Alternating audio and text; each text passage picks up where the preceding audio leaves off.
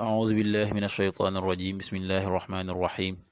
والصلاة والسلام على رسول الله سيدنا ومولانا محمد وآله وصحبه ومن والاه السلام عليكم ورحمة الله وبركاته bokki ñoo ngi leen di nuyu di leen ziyaara di leen balu xaq te di leen bal xaq di leen ñaanal jàmm waaye itam di sàkku ci yéen ngeen ñaanal lu ko nuy ñaanit borom bi tabaraka wa taala mu defal nu tawfiq bool nit defal dimbal bokki nu dikkaat ak yéen ci xadis bis bi mu di xadisul yawm ni ki nu ko baaxoo di ànd ak yéen bis bu jot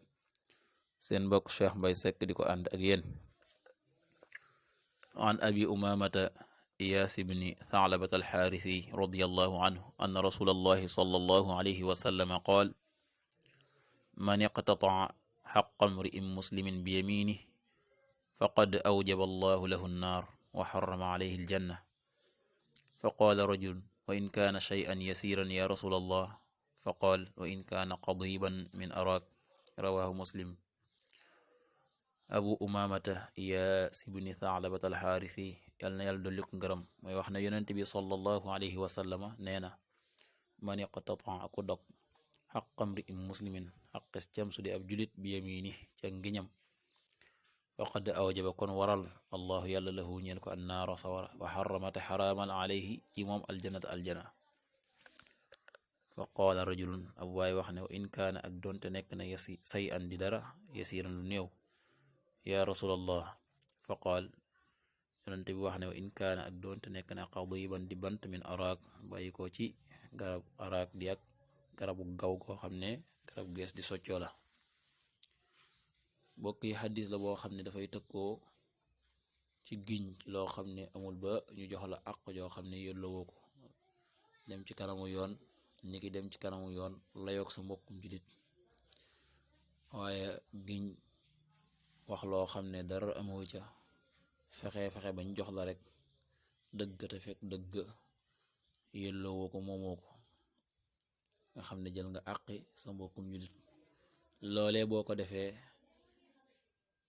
yàlla dafay waral ci yow sawara araamal ci yow aljana kon loole lu mata moytu la wax giñ wax lu amul bañ jox la dëgg goo xam ne yellowoo ko day waral nit ki tàbbi sawara aljana araam ci moom yonente bi wax na nag loolee doonte la lu néew la ndax benn waaye wax na la ak doonte la lu néew la yonente bi sallallahu alayhi wa sallam ne lu mu tuuti waaw doonte la daa nekk bant boo xam ne sax dafa bàyyi ko ci garabu gaw lu mu tuuti rek nga wax bañ jox la loo xam ne moomoo ko ci dëgg ëllëg yowmal xiyaam sawaadana la ñeel àjjana araam ci yow kon loolee bokk yi lu mat a bàyyi xel la tëkku la gu méttee métti jëm ci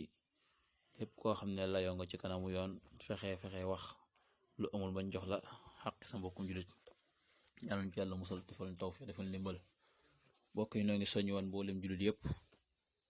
ci woote bi nga xam ne julit ñu ngi koy woote ca place de l'Obélisque ngir naqalu goo xam ne dees na ko naqalu ci jëf yu ñaaw yooyu nga xam ne noonu lislaam yi ñu ngi koy def ci sunu yonent bi sallallahu alayhi wa alihi wa sallama di suba ci gaawu ji yamook juróom-ñaari fan ci weeru novembre kon ku di jullit rek war faa fexe ba teew fa fu mel ne fii itam ci Louga gi nga xam ne fi la ñu nekkee ñuy woote lu mel noonu itam suba moom it ci gaawu ji yamook juróom-ñaari fan ca fee ca gaar bu Louga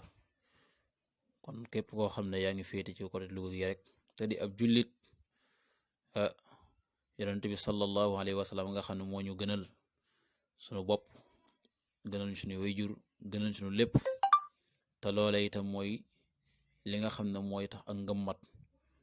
kon jamono boo xamee ne am na lu ñuy teg ci moom ci ñaawal te nu waroon a jug jàmmarloo jeg ña nga xam ne ñooy def loolee gannaaw yëgguñu foofe nag kon la yell mooy wane sunu naqar ci barab ya nga xam ne woote nañ ko fa ngir ñu dajee fa kon nun ñi nga xam ne ñoo ngi féeti Louga gi képp ku nekkee Louga rek fexe ba suba ca ngoon ca waxtu 4 heures nga mën a jug teew ca barab boobee di gaar ba ñu mën faa jullee tàkkusaan ni ko mbokk yëpp sàkkoo waaye itam ca côté Dakar ba itam ak mboolem foo xam ne ña ngi fay woote lu mel noonu yàlla na yàlla defal tawfiq defal ndimbal yàlla na yàlla yëkkati lislaam te nërmeel képp koo xam ne yaa ngi jóg ak taxaw jëm ci lu daaneel lislaam